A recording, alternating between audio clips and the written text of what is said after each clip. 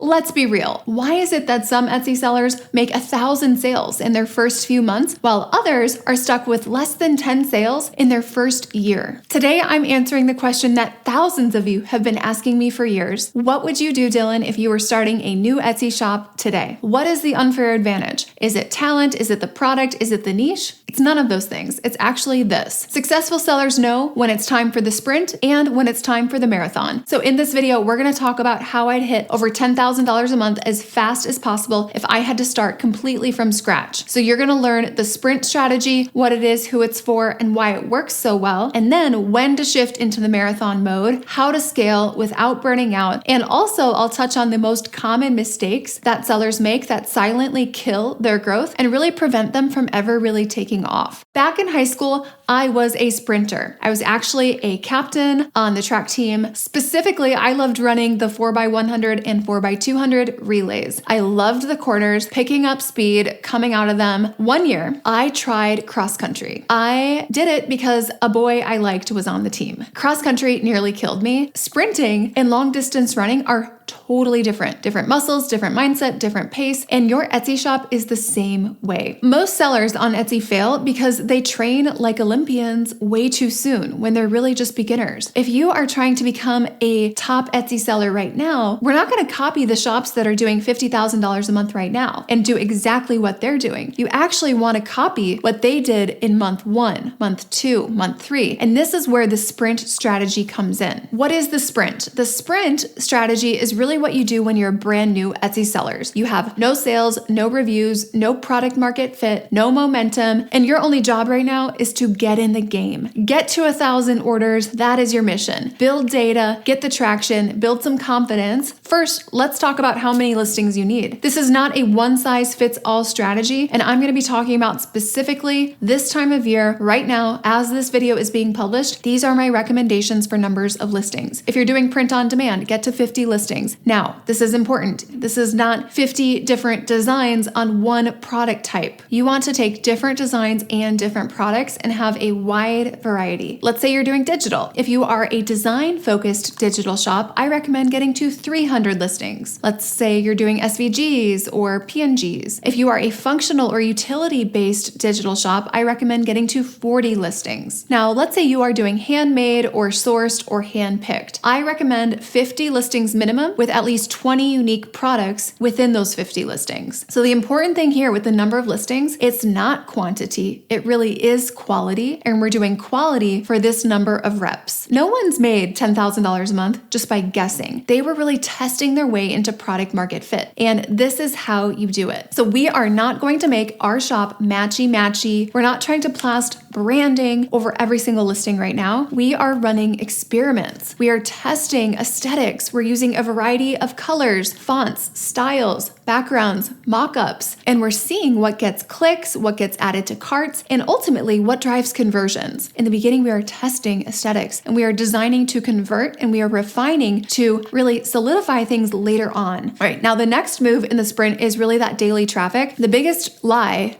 when it comes to Etsy marketing is, if I build it, they will come. No, you have to build it and then drive traffic to it. I would say 20 minutes a day here. Now, Facebook is the fastest place to get warm leads and qualitative feedback that you can use to refine your products and your designs. And then we're going to also use Pinterest. Now, Pinterest is not going to help you today. It's not going to help you tomorrow, but it is that long-term traffic strategy that will compound over time. You need to start it sometime, so that's why we start it during the sprint. And no, it's not going to hurt your conversion rate. Don't worry about that. Etsy actually loves when you drive traffic. And this means it's actual customers and people who are interested in the product. We're not doing the follow for follow, favorite for favorite. We're actually bringing in warm leads and real buyers. And of course, during this stage of your first 1,000 orders, the goal is really just to get those initial sales and fast feedback. So one of my favorite things to do is going into a Facebook group and seeing if anyone is interested in the product before I even list it. And then we give it to them at cost if they will do the transaction through Etsy. So I love doing that strategy strategy. It works so well every time I launch new listings. It's the fastest way to get immediate sales when you publish something. Now, you should be in the sprint mode for your first few thousand orders. I would say till you're hitting your income goals consistently and you're seeing that strong product market fit. You're able to predict what your customer wants. And once you're at that point, then we move into the marathon. Now, the marathon, what is the marathon? The marathon is the long game. It's about endurance. It's about scalability. It's about going at a pace where you won't burn out. And it's about really getting your business to fit into your lifestyle. We don't have the luxury of worrying about that in the sprint. In the sprint, you're just trying to get that momentum going so you have a business. Now, in the marathon, you have your business, you have momentum. Now we want to make sure it's something that we like, it's something that we can scale, and it gives you the opportunity to make shifts in the business so it becomes more like the business you envision for yourself long term. So we're going from having traction to scaling, from hustling and grinding it out to optimizing and refining. So let's talk about some marathon moves here. The first one is going to be about your product mix. I would say about 70% of your listings should be proven listings that are selling. And then 30% of your listings should be experiments. They could be things that you're trying to refine and tweak to actually get to sell, or it could be new listings and new tests altogether. This is not the time to completely swing the pendulum on your customer. Instead, we are refining how we're serving them, or we're folding in new customers who are complementary. And every new listing during this stage should really add to your existing ecosystem and increase the lifetime value of your current customers in some way. The goal here is not cranking out more listings and maximizing the number of listings. The goal is doing more of what works. Now let's talk about visual merchandising in the marathon stage. This is where you are polishing. This is where we are getting professional photos. This is where we are shooting new collections for new seasons. And I'm saying here, even if the product isn't seasonal, it's not a Christmas product, we are making your presentation seasonal. I want you to think right now about lifestyle shots, and I want you to think about, for example, your banners, kind of like a store window. So you all know stores change out their visual merchandising and their window displays for the seasons. Anthropologie is one of my favorites as far as window displays go. You'll notice that it's not that they start putting Santa Claus sweaters in the window displays. They simply add in context clues that make this more seasonal. So it might be like a strand of ornaments or something in an otherwise evergreen type of outfit. So it doesn't need to become a Christmas themed product mix. It's just about how we present and visually display the products in the context they live in. And we want those thumbnails to be relevant. We want to create that visual trust. We want your customers to see that you are on top of your game, you are thinking ahead, and you're a business that can be taken seriously. And also, updating the visual merchandising of your shop also keeps people coming back because they're interested to see what is coming next from you.